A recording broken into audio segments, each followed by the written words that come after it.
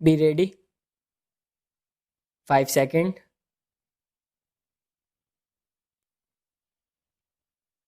Start.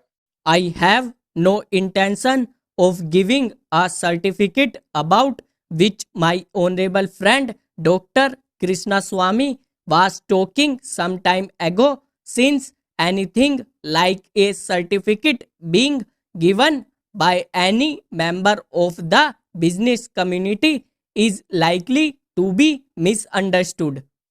But the fact remains that impartial observers, both here and abroad, have testified to the soundness and stability of our finances, which have successfully withstood severe stresses and strains of the changing economic factors, both national and international. And for this, for fullest possible credit is due to the wise handling of the situation by our present finance minister. There have been criticisms on both sides. Some have described the budget as pro big business, as something which has brought about a boom in the stock exchange, and as something which has brought about satisfaction in the business circles. The fact is that if there has been any satisfaction, it has been due purely to negative features of the budget, and not because any positive relief in any direction has been given to business or industry. It is true that there were certain fears in the minds of the business community that, in view of the expanding and growing needs of the center, the finance minister might resort to certain further additional taxation. And since those fears were not realized, there has been some slight recovery in certain stock exchanges, but that does not in the least mean that whatever relief and legitimate relief was due to the business and industrial community has received any adequate response from the finance minister. We have got to face the fact that we are at present engaged in the process of development.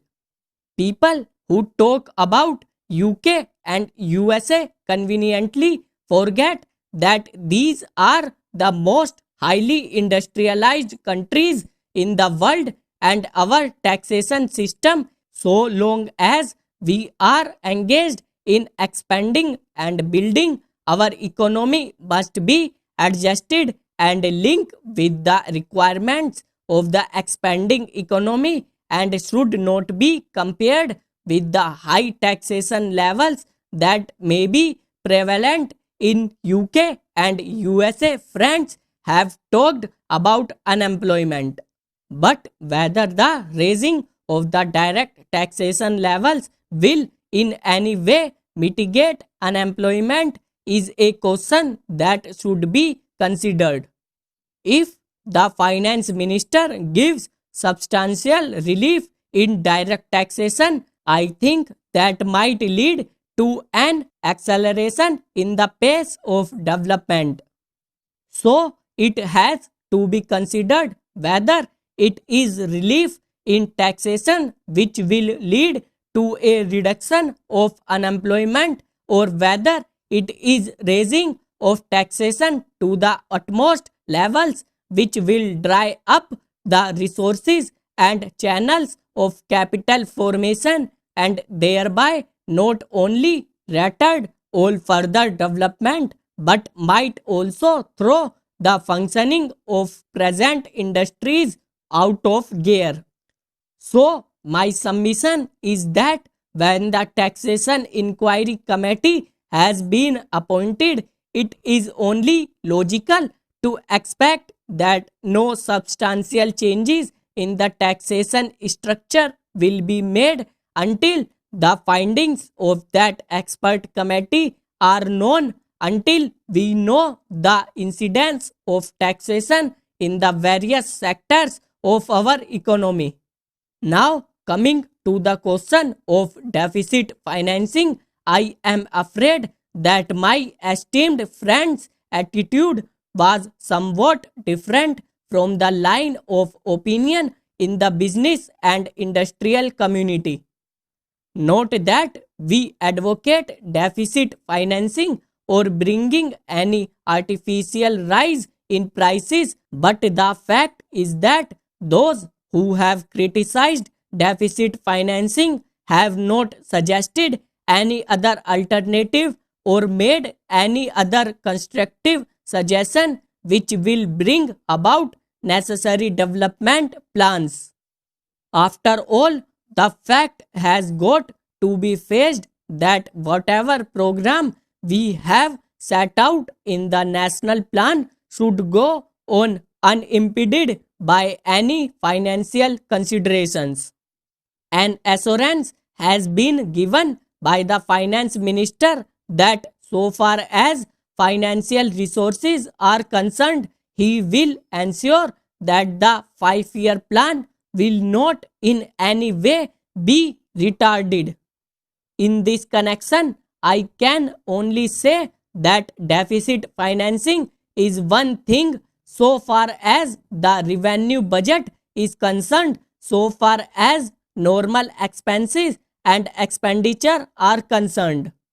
Certainly, nobody would advocate deficit financing, which might be very undesirable.